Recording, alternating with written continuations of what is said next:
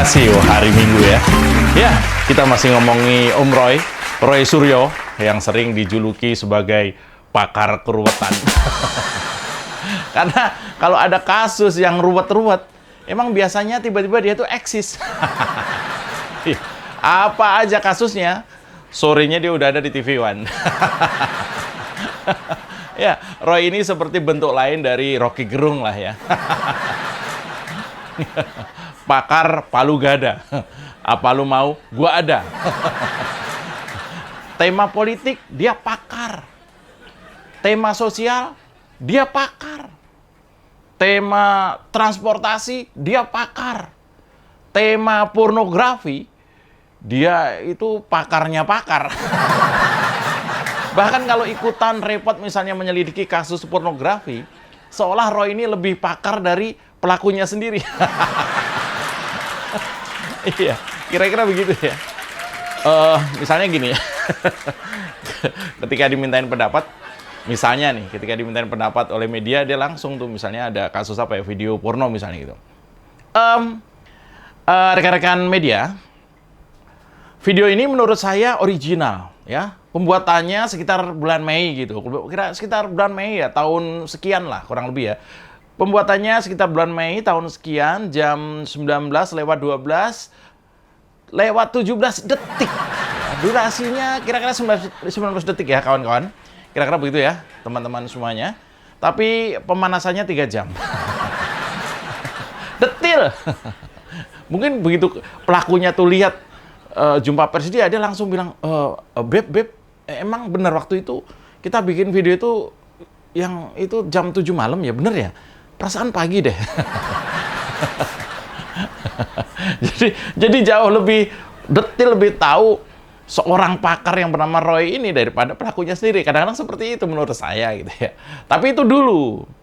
Sebelum keserimpet kasus yang membuat Jumat kemarin dia dijadikan tersangka oleh Polda Metro Jaya. Ya, Jumat kemarin Roy menjalani pemeriksaan di Mapolda Metro Jaya selama 12 jam.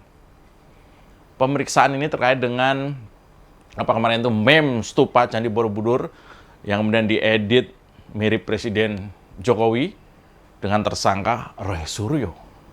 Dan Roy dinyatakan tersangka melanggar pasal penistaan agama dan pasal ujaran kebencian. Waduh. Jadi Jumat kemarin itu pagi-pagi Roy itu udah datang didampingi biasa oleh kuasa hukumnya ke Polda. Terlihat segar dan optimis. Senyum sana sini dan nggak terlihat seperti orang yang nggak tidur 3 hari. Nih ya, kalau orang usia 50 tahunan itu jangankan nggak tidur 3 hari, pagi-pagi lupa nggak ngopi aja tuh jam 11 siang udah teler. Lalu setelah 12 jam pemeriksaan, penyidik menyudahi pemeriksaan itu lantaran kondisi kesehatan Roy. Menurut keterangan kuasa hukumnya, Roy muntah-muntah waktu penyidik memberikan pertanyaan seputar kasusnya. Kira-kira ditanya apa ya kok sampai bisa muntah gitu loh. Apa iya misalnya ada pertanyaan begini misalnya, saudara, apakah Anda bisa ngaca? Lalu tersangkanya ngaca. Begitu lihat wajahnya sendiri, lalu muntah. Mungkin nggak gitu? Ya mana mungkin begitu, enggak juga lah. Atau jangan-jangan Roy itu muntah karena melihat benda atau perabotan yang selama ini lekat dengan nama dia. Jadi ada mungkin di pojokan gitu, mondar-mandir itu membuat dia nggak konsen, lalu sampai muntah, mungkin begitu. Saya sih nggak yakin ya kalau itu penyebabnya, saya nggak yakin ya. Kalau sampai muntah di ruang penyidikan, ini kan ngerepotin petugas banget kan ya? Asli. Ngerepotin banget nih. Misalnya gini petugasnya, maaf, izin Pak, mohon izin, siapa nama Bapak? Terus tiba-tiba, ngepel lagi. Iya. Aduh, ngepel lagi, kursi dipindah-pindahin lagi, kerokan dulu. 30 menit kemudian baru mulai lagi dari awal. Mulai lagi dari awal. Maaf Pak. Maaf nih Pak ya. Mohon maaf nih Pak. Apa pekerjaan Bapak? Lalu tersangkanya, muntah lagi, ngepel lagi. Ya kan, pindah kursi lagi, kerokan lagi. Aduh, 30 menit kemudian mulai dari awal lagi, capek. Pantesan lama kan. Iya, tapi penyebab Roy mendadak sakit hari itu, menurut keterangan dari kuasa hukumnya, Roy ini 3 hari 3 malam nggak tidur-tidur. Kuat banget ya. Saya sama Mas Eko, atau biasanya sama Mas Denny itu, jangankan 3 hari ya. Sehari nggak tidur aja, besoknya tuh udah kayak kebo. Nah, tapi ya, soal Roy ini ya, waktu jumpa pers kemarin, setelah ketemu LPSK itu, jumpa pers kan kalau nggak salah tuh di LPSK-nya itu sumringah sekali. Artinya kalau benar 3 hari 3 malam nggak tidur, waktu di LPSK itu hari Kamis atau sehari sebelum ditetapkan sebagai tersangka, kok bisa tetap seger gitu loh. Ya bisa jadi sih ya, bisa jadi sakit dan sehat itu kan bisa karena situasi dan kondisi. Kita nggak tahu pergulatan batin Roy Suryo waktu mendapat status tersangka itu seperti apa. Ya, kita nggak tahu. Ya, netizen kan melihat dari luar aja kan. Kita nggak tahu. Bisa jadi ya, bisa jadi Roy ini membayangkan, jangankan dalam persidangan, dalam masa tahanan Polda saja, kalau dia tuh nggak bakal sanggup membayangkan. Kalau sampai satu ruangan dengan tahanan lain, harus mulai obrolannya gimana coba? Iya kan? Mantan pejabat, tiba-tiba satu ruangan tahanan dengan kriminal lain misalnya itu. Nanti kalau dibentak sama tahanan yang galak, nyebutnya gimana? Atau kagetnya tuh gimana? Jangan-jangan salah gitu. Mau kaget pakai istilah-istilah agama, nanti takut. Wah, digalakin. Mau kagetnya biasa aja, takut dibilang sok kuat gitu. Misalnya nih, baru masuk ruangan tahanan. Mau duduk nih, tempat duduk udah penuh gitu kan. Mendadak ada yang ada apa ya istilahnya, yang gede, tinggi, preman gitu, tinggi, besar, bentang. Woi! Misalnya gitu. Masa jadi latahnya, ambyar? Enggak gitu kan. Kaget aku. Enggak gitu, enggak boleh. Belum lagi kalau tidur. Harus bareng-bareng dengan yang lain. Mau ngorok susah. Mau ngorok nada dasar C, udah ada yang make. Nada dasar D udah dipakai juga, malah kepala kamarnya yang make. Begitu pakai nada dasar sendiri, disambit sendal. Ngorok aja kalau di ruang tahanan itu dipikirin banget. Ya bisa saja karena dia mantan pejabat yang tetap nyinyir setelah bukan siapa-siapa, akan sedikit lebih beruntung di tahanan dibanding misalnya begal atau jambret, karena bisa jadi ada yang besuk dan masih bisa makan enak kan gitu. Tapi tetap biasa enak-enaknya di tahanan, tetap lebih enak di rumah. Tapi nggak mengumbar ujaran kebencian, apalagi penistaan ya. Karena kalau itu dilakukan, ya balik ke tahanan lagi. Ya, kalau itu dilakukan, apalagi menyinggung agama ya. Ya jelas berhadapan dengan kenyataan bahwa undang-undang ITE yang dulu si Roy ini kabarnya ikut menyuarakan, ikut membuat, mungkin jadinya senjata makan tuan.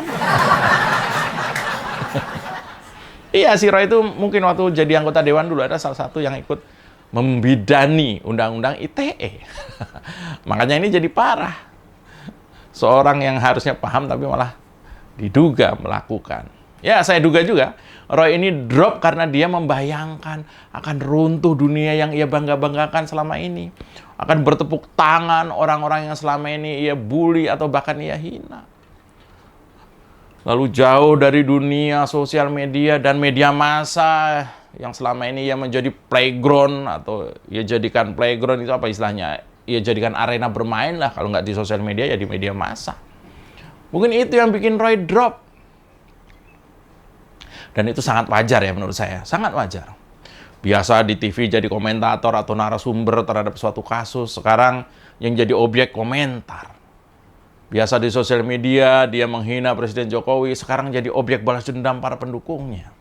Ya begitulah, sebab akibat. Dan saya kira hal lain yang membuat Roy drop sampai kemudian jalan aja nggak bisa itu itu adalah ketika Roy membayangkan apa yang terjadi selanjutnya setelah berkas buktinya lengkap dan lalu diserahkan ke kejaksaan untuk proses sidang. Bagaimana kalau dalam persidangan semua bukti memberatkan dia dan lalu menghasilkan tuntutan dan juga vonis yang maksimal? Maka selesailah yang namanya pakar telepancika ini. Ya, besok pada 28 Juli ya, hari Kamis, Roy Suryo akan menjalani lanjutan pemeriksaan di Polda Metro Jaya dengan status sebagai tersangka. Netizen ini merasa nggak sabar menunggu strategi Roy yang bagaikan belut kesiram oli ini, licin. Ya, netizen nggak sabar. Dia mau pakai modus apa lagi nih pekan depan nih? Apakah ada strategi yang lebih ampuh dari sakit? Ya kita sih sudah sering ya memang ya disuguhi tontonan seperti ini. Ketika sakit atau sakit-sakitan menjadi strategi untuk mengulur waktu. Untuk terlepas dari jerat hukum. Ada yang sakit beneran. Ada yang pura-pura sakit. Ada yang mendadak lupa ingatan. Dan berbagai macam strategi yang umum digunakan orang-orang yang terjerat hukum. Tapi berusaha mengakali dengan berbagai cara.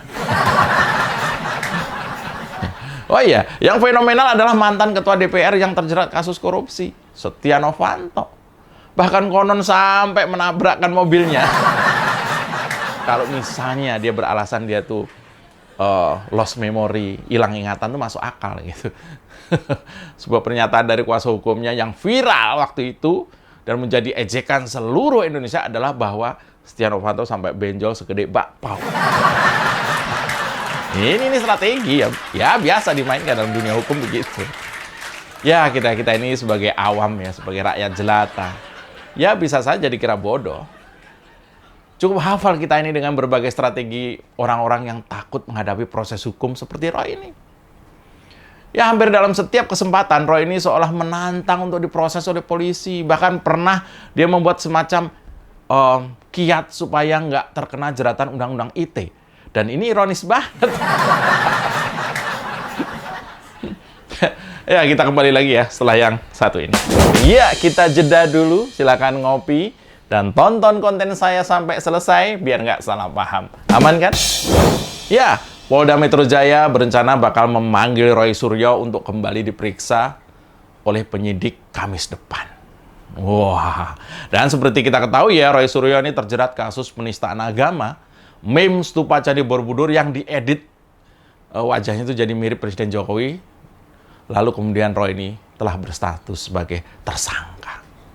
Nah, setelah diperiksa, Roy Suryo tampak lemas, matanya sayu, langit gelap. Ya, jam 11 malam, bos, gelap. Ya, bahkan sampai dibawa menggunakan kursi roda ketika keluar dari Polda Metro Jaya. Nggak cuma itu. Roy Suryo juga terlihat dibopong oleh dua orang menuju mobil. Dramatis banget. Ini yang kemudian memancing netizen bersuara keras. Netizen ramai-ramai membentuk tagar Roy Suryo. Ya, nama Roy Suryo akhirnya trending di Twitter. Mereka sanksi. Apakah benar si Roy ini sakit? Apakah benar Roy ini sakitnya beneran? Jangan-jangan itu acting saja. Dan bahkan netizen meledek dengan penghargaan akting berupa piala berbentuk panci. Tega kalian ya. Kenapa pialanya berbentuk panci? Emang nggak ada penggorengan? Ya. Memang polisi itu punya alasan kuat ya. Kenapa belum menahan Roy Suryo ini, padahal ancaman hukumannya itu cukup tinggi ya. Ancaman hukuman atas pasal-pasal yang disangkakan ini cukup tinggi, bisa sampai 10 tahunan lebih. Tapi ini menurut Pak Zulpan, dia itu adalah Humas Polda Metro Jaya, kondisi kesehatan menjadi alasan polisi tidak menahan Roy Suryo. Ya menurut saya sih ini masuk akal ya. Kenapa Roy kemudian nggak ditahan atau belum ditahan? Ya sakit, bos. Demi kemanusiaan, dan memang Roy ini termasuk yang rajin ke kepolisian ya, nggak pernah mangkir, jadi ya masih bisa dan wajar lah dipertimbangkan untuk nggak ditahan. Mungkin ini mirip tersangka pelecehan seksual yang di Malang, Jawa Timur itu. Mungkin ininya ya, bukan kasusnya, tapi perlakuan hukumnya, mungkin mirip itu. Sampai sidang ke-19 baru ditahan. Puas di luar lo ya. Ya, sidang sampai 19 kali, dia masih di luar. Jadi sudah tersangka pun dia belum ditahan. Dan itu mendapat diskresi atau perlakuan khusus dari pihak kepolisian atas pertimbangan tertentu. Ya kita nggak tahu. Nah, jadi sudah ditetapkan sebagai tersangka, tapi masih dibebaskan. Padahal ancaman hukumannya juga cukup tinggi yang di Malang itu. Nah, biasanya tersangka itu ditahan tuh karena mungkin ya, dikhawatirkan akan melakukan kejahatan yang sama. Dikhawatirkan menghilangkan barang bukti. Atau dikhawatirkan mempengaruhi saksi. Atau malah kabur. Tapi kalau ketiga atau keempat hal itu bisa dipastikan tidak terjadi, atau malah ditambah sakit yang obatnya sulit, ya bisa saja.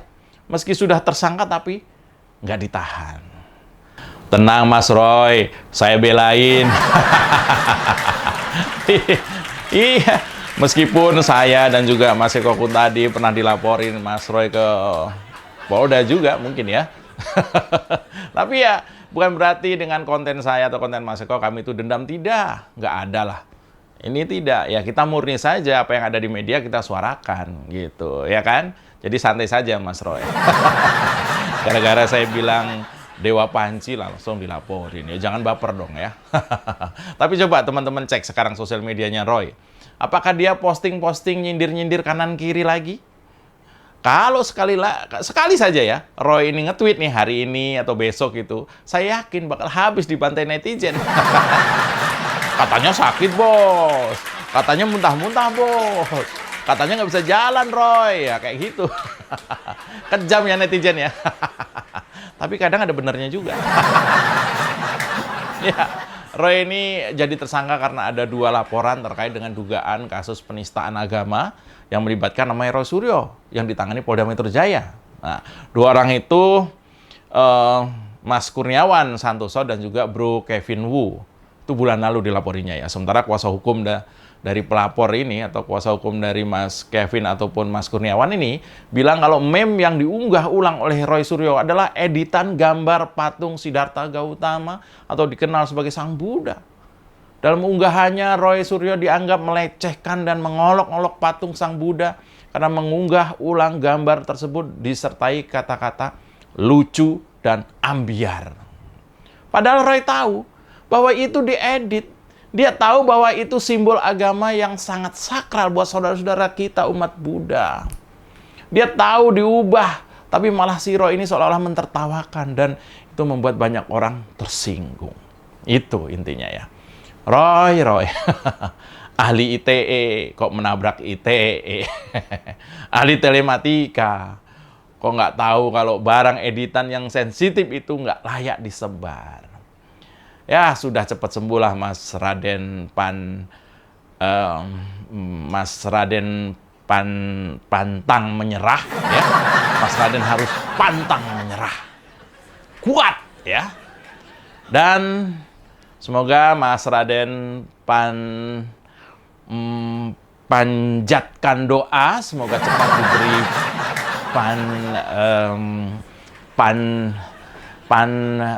pandangan dan dibukakan segala kemudahan. Semoga lekas sembuh, Mas Roy. Terima kasih. Saya Mas Jopray. Panci kan? Salah lagi. Aduh.